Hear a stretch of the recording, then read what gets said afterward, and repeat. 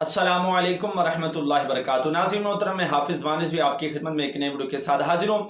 नाज़रीन मोहतरम, फैसलाबाद की एक मलून औरत ने नबूवत का झूठा दावा किया। डिटेल मैंने आपको पहली वीडियो के अंदर बता दी।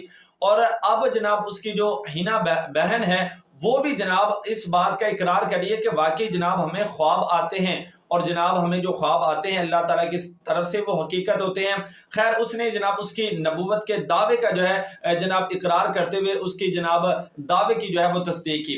अब नाज़रीन मोहतरम, उस औरत के खिलाफ जो है वो 295 का मुकदमा जो है वो दर्ज हो चुका है। और अभी आप स्क्रीन पर नाज़रीन मोहतरम वीडियो देख रहे हैं कि उस औरत को पुलिस ने अपनी कस्टडी के अंदर ले लिया है।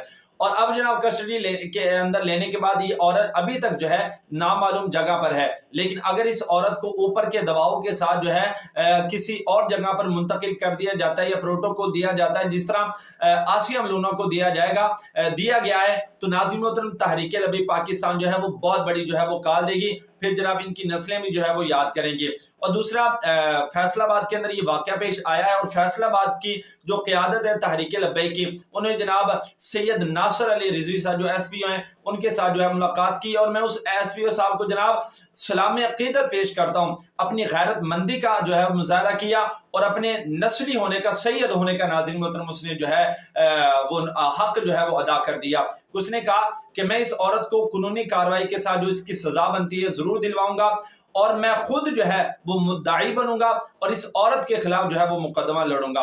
तो इसके खिलाफ 295 का पर्चा जो है वो दर्ज हो गया। और नाज़रीन मोहतरम, इंशाल्लाह इदारों से भी हमारी यही गुजारिश है कि आप पाकिस्तान का माहौल खराब ना होने दें। आप इस औरत की जो सजा बनती है आप वो सजा दें। अगर आप नहीं देते तो आप अवाम के जज्बात जो हैं वो संभाले नहीं जा रहे।